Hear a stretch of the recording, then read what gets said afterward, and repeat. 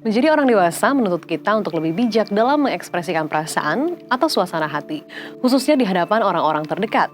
Padahal ada segudang masalah yang sedang kita sembunyikan agar terlihat baik-baik saja. Fenomena pura-pura baik-baik saja ini disebut dark syndrome atau sindrom bebek. Jangan menyepelekan dark syndrome karena dapat menyebabkan gangguan kejiwaan.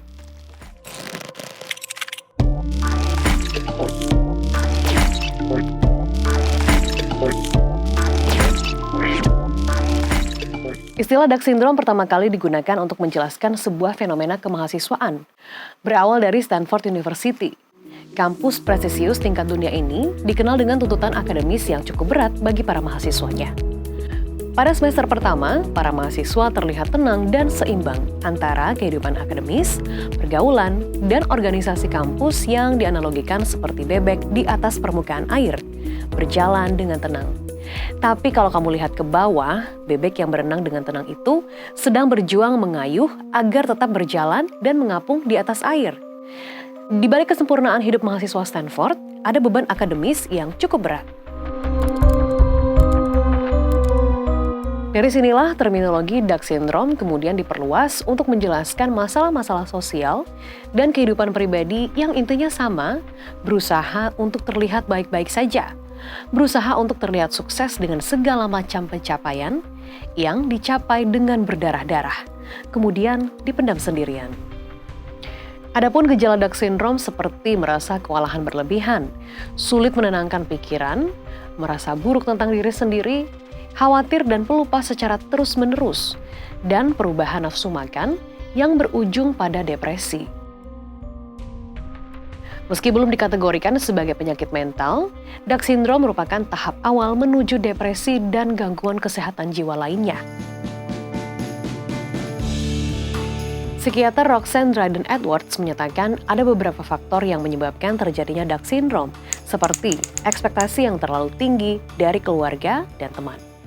Ekspektasi orang lain sangat berpengaruh terhadap munculnya sindrom ini.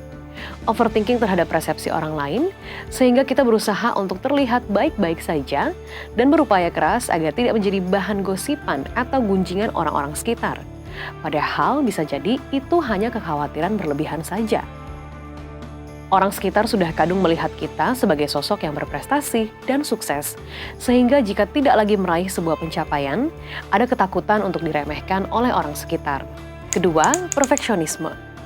Sifat perfeksionis membuat seseorang menetapkan standar-standar yang tinggi terhadap hidupnya, sehingga sulit untuk menerima kegagalan, dan apabila terjadi kegagalan akan disembunyikan sebaik mungkin agar terlihat baik-baik saja di hadapan orang lain.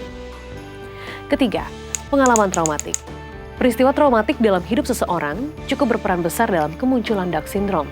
Misalnya seperti perundungan atau bullying, kekerasan seksual maupun pelecehan seksual, baik secara fisik dan verbal, kekerasan dalam rumah tangga, atau kematian orang yang dicintai. Memori dari peristiwa-peristiwa yang saya sebutkan tadi bisa sewaktu-waktu muncul dalam pikiran dan mengganggu aktivitas seseorang yang pernah mengalaminya, sehingga mereka lebih memilih untuk menyembunyikan luka dari memori peristiwa tersebut yang justru membuat beban kehidupannya semakin berat. Keempat, pola asuh berlebihan. Dark syndrome juga bisa disebabkan oleh pola asuh orang tua yang cenderung berlebihan dalam mengatur perilaku dan tindakan anaknya, sehingga mempengaruhi perkembangan emosional anak dan membuat anak terlatih untuk berbohong, memanipulasi diri sendiri, dan sulit menyelesaikan masalah. Terakhir, pengaruh media sosial.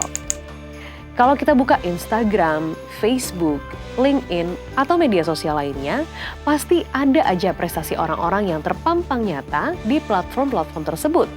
Tak ketinggalan dengan caption-captionnya yang inspiratif, yang membuat kita semakin berpikir, kapan ya aku bisa sehebat dia? Atau bisa nggak ya aku mencapai pencapaian yang sama atau bahkan lebih dari dia? Bisa dikatakan media sosial berhasil menciptakan ilusi kehidupan sempurna yang membuat orang berlomba-lomba untuk mencapainya dan tidak menjadi diri sendiri. Memang secara definisi dalam konteks penyakit mental, dark syndrome masih ada di area abu-abu, tergantung seberapa parah kecemasan yang dialami. Jangan ragu untuk mendatangi psikolog jika kamu mengalami gejala dark syndrome. Belajar cintai diri sendiri. Kenali kapasitas diri dan jangan pernah terpaku pada ekspektasi orang lain yang tidak akan ada habisnya.